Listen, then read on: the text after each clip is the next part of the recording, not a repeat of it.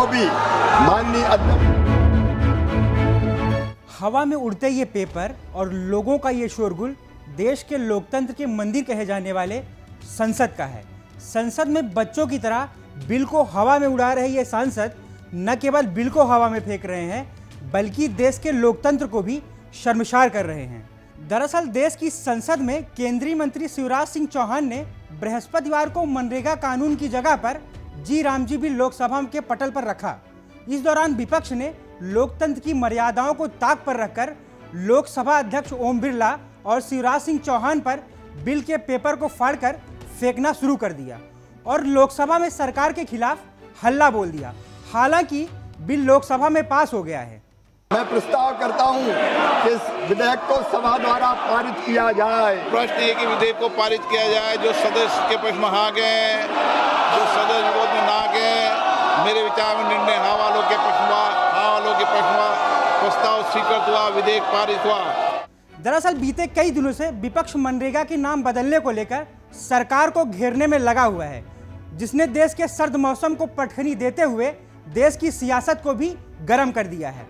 विपक्ष इस बिल को लेकर जितनी मुखरता से संसद के अंदर अपनी आवाज बुलंद कर रहा है, उससे कहीं ज्यादा प्रखर तरीके से संसद के बाहर सरकार के खिलाफ लामबंद होकर मोर्चा खोल दिया है। कांग्रेस सांसद प्रियंका गांधी ने सरकार को खुला चैलेंज करते हुए इस बिल पर पूरी तरह से विरोध करने का ऐलान कर दिया है।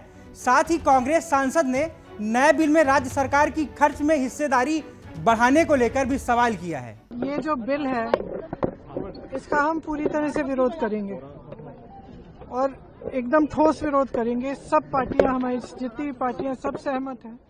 इस बिल से मनरेगा खत्म होने जा रहा है, क्योंकि जैसे ही ये बोझ प्रदेश की सरकारों पर पड़ेगा कि इतना पैसा प्रदेश की सरकारों को देना है, वैसे ही आस्ते आस्ते ये स्कीम खत्म हो जाएगी। लिहाजा विपक्ष सरकार को बैकफुट पर लाने में लगा हुआ है। इसके लिए विपक्ष रोज नए पैतरे आजमाता है। कभी विपक्ष पुरानी संसद के पोर्च पर चढ़ जाता है तो कभी संसद के अंदर मर्यादाओं को ताक पर रखकर लोकसभा में बिल के पेपर को फाड़कर हवा में फेंक देता है। इसी क्रम में कांग्रेसी सांसदों ने जी राम जी बिल के विरोध में संसद परिसर के बाहर रैली निकाली और कांग्रेस सांसद रंजीत रंजन ने खर्च में राज्य की हिस्सेदारी बढ़ाने को लेकर सवाल खड़ा किया। प्रोटेस्ट है कि आपने 60-40 कर दिया है, अब 40% पैसा प्रदेश को देना पड़ेगा, जबकि ये स्कीम में 90% पैसा सेंट्रल गवर्नमेंट देती थी। विपक्ष के इस विरोध पर बीजेपी नेता शहनवाज हुसैन ने विपक्ष के राम नाम के विरोध को लेकर सवाल खड़ा किया।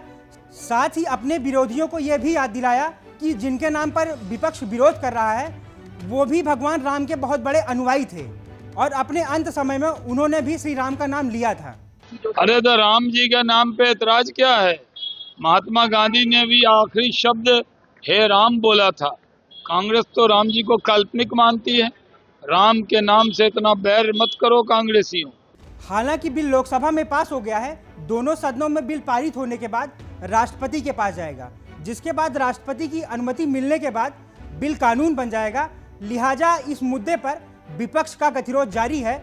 ऐसे में देखने वाली बात होगी कि इस विधेयक के कानून बनने के बाद क्या विपक्ष न्यायालय का दरवाजा खटखटाएगा। फिलहाल इस खबर में इतना ही। Bureau report, Punjab Kesari TV. हमसे जुड़े रहने के लिए हमारे YouTube चैनल को सब्सक्राइब करें और नई वीडियो की नोटिफिकेशन के लिए बेल आइकॉन को दबाएं।